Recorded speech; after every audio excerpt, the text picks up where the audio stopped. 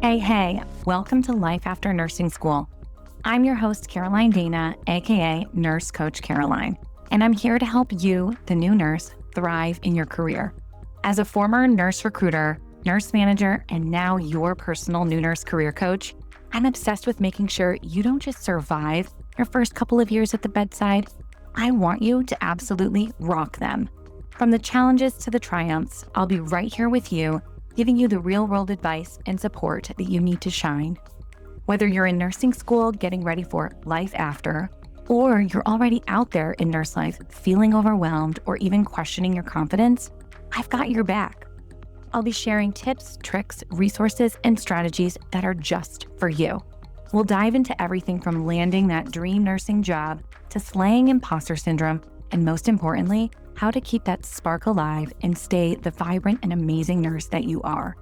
So if you're ready to tackle the things nursing school did not cover, like how to build a career, trust yourself, and keep your passion strong, then get comfortable because we are about to dive in and make nurse life the best life.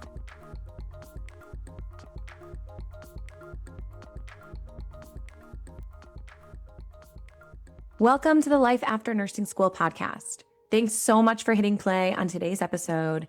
This is one that I'm really excited about because my goal is to help you better position yourself for future career moves, especially when it comes to interviews and networking opportunities.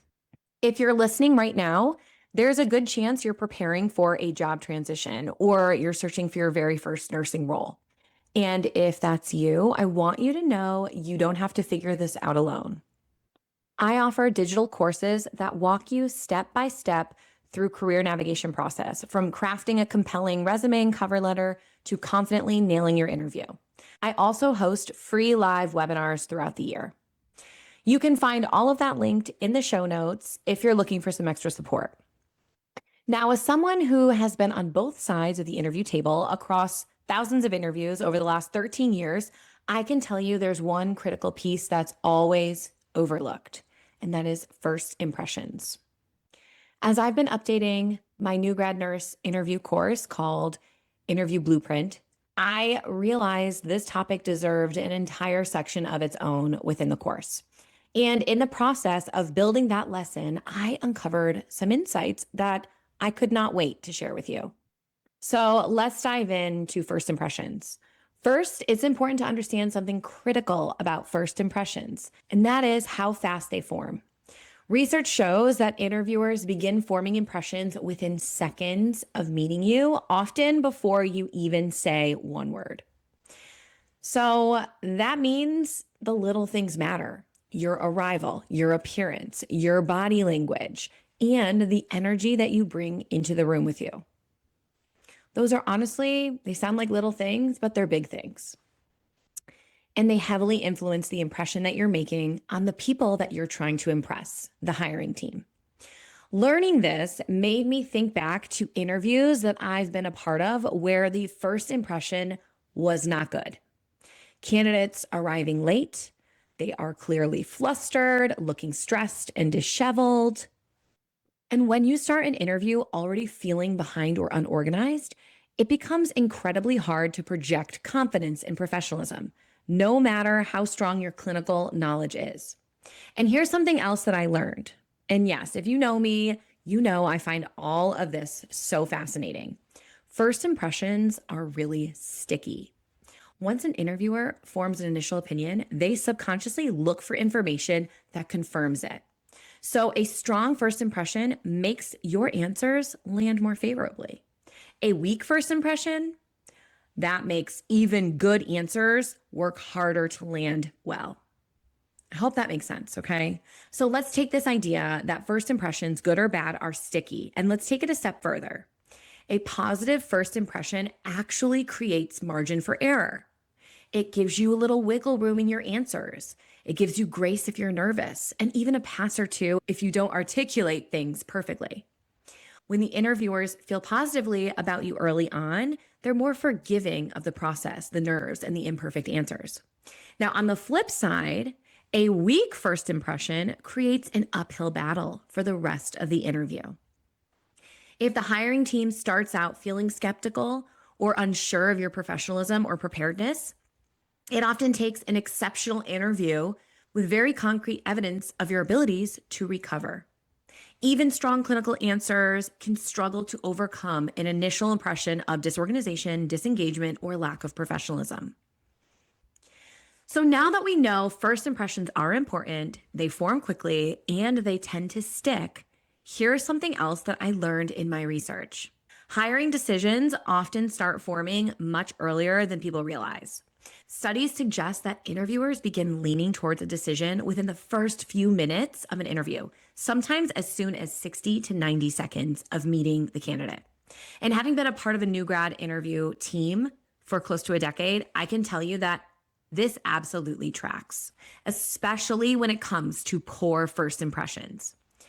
Most no's are fairly obvious. In many interview panels, if one person of the team feels strongly that a candidate is a hard no, that opinion carries significant weight. And in the new grad nurse job market, you're rarely interviewing with just one person. You're usually meeting with a group of people. That means making a first impression on multiple people at once.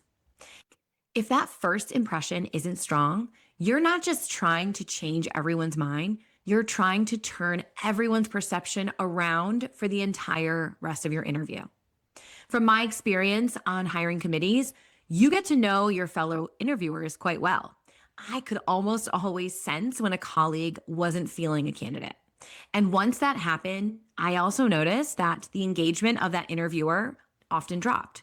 There was less follow-up. There was less curiosity. There was less trying to get to know the candidate, which made it even harder for the candidate to recover and shift the room.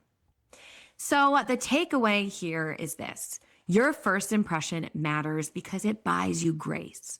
It keeps the hiring team engaged, it keeps them open, and it keeps them rooting for you. And that engagement is what gives your answers room to land. We now know that a lot is on the line from the moment that we walk into our interview. So let's break down how we can start the interview on the right foot. First, we need to remember that the interview actually starts before the first interview question is ever asked. How you walk into the building, how you greet the front desk, your timeliness, how you interact with staff. All of this contributes to the impressions you make. And also, you never know who you're passing by or speaking with. Anyone could be part of the hiring team or closely connected to them. So this is why I recommend checking in for your interview at least 15 minutes early. It signals that you're prepared, you're prompt, and you're professional. And let me let you in on a little secret. Yes, the front desk staff often notice and document arrival times. I've personally been a part of interview processes where that information was shared with the hiring team. Something else that really stood out to me in my research on first impressions is how little emphasis there actually is on the words that you say, especially early on. Instead, research consistently shows that nonverbal communication carries more weight. Body language, eye contact, posture, tone of voice, facial expressions, all of these things heavily influence how competent and trustworthy you appear. We often spend so much time worrying about saying the right thing, when in reality, our energy might be better spent focusing on how we carry ourselves and how we show up in those first few minutes of an interview or first interaction with someone. Of course, this also includes how you're dressed. Research shows that professional appearance directly influences perceived credibility, especially in healthcare settings. So now we know a few things. Dressing professionally matters, body language matters, and often matters more than words. And first impressions start earlier than most people realize. But here is the next layer, and that is your presence, which really is your warmth, your confidence, your energy. These are incredibly important in an interview, and they're also much harder to manufacture or fake. Interviewers, consciously or subconsciously, are trying to decide one very human thing first. Do I like the person? If a candidate comes off as cold, shuts down because of nerves, or is closed off in their body language, it becomes hard for the hiring team to connect with them. And connection matters. Human connection can't happen if the candidate is perceived as unapproachable or distant. Research shows that warmth is judged before competence. How crazy is that? In other words, interviewers are first asking themselves, do I like this candidate? And only after answering that do they ask, can this person do the job? So it's so important to understand that warmth creates the foundation for perceived competence.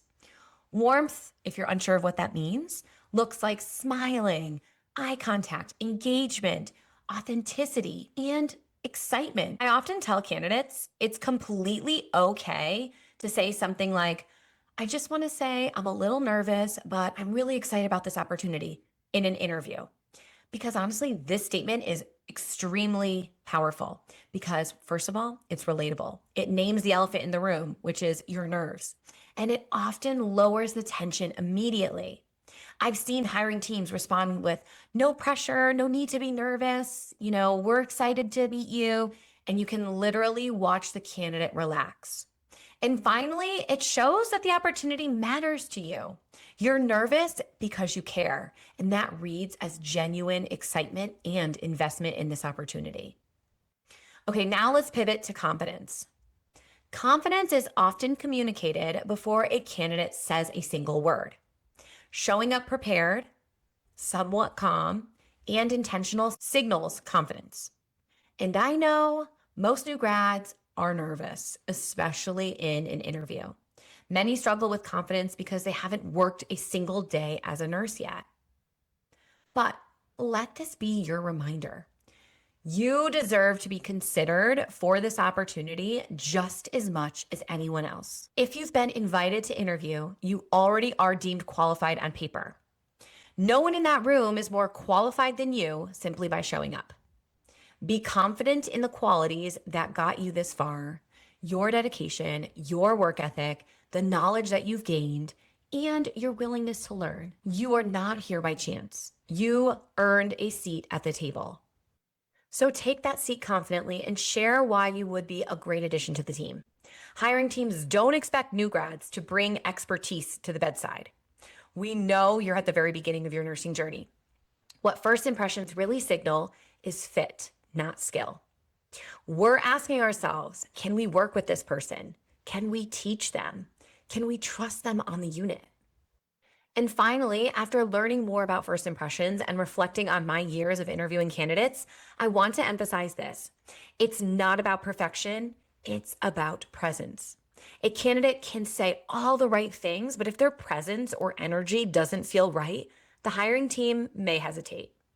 On the flip side, I've seen candidates miss clinical questions, but still be considered strong candidates because they come across as warm, coachable, eager to learn, open to feedback, and team-oriented. And I know this because I've seen it happen many times.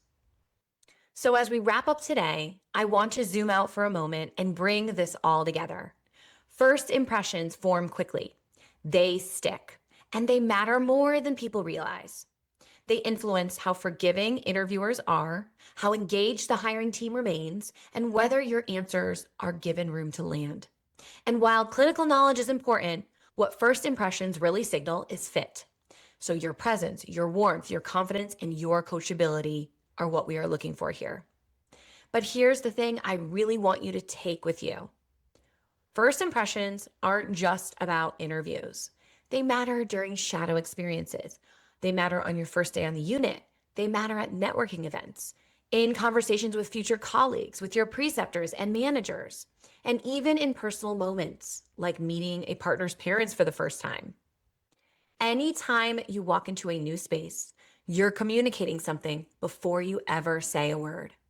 So my hope is that after listening today, you don't walk away feeling the pressure of being perfect, but instead you feel empowered to be intentional and human, to show up prepared, to lead with warmth, to carry yourself with confidence. And remember that your presence often speaks louder than your answers.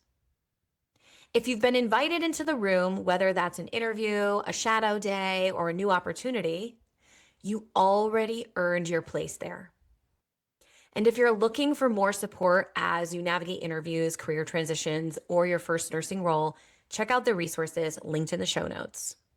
And if this episode was helpful, I'd be grateful if you shared it with a fellow nursing student or new grad and took a moment to rate and review the show. It truly helps more nurses find this podcast. And I know this is a special community. Thanks so much for being here.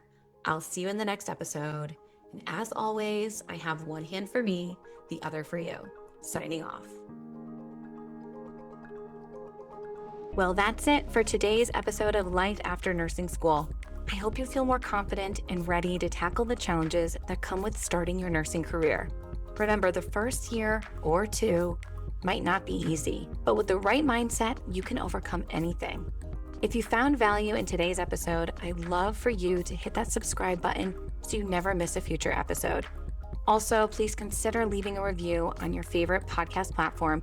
It helps so much in reaching other new nurses like you. Thanks for listening, and remember, you've got this. Take care and see you next time.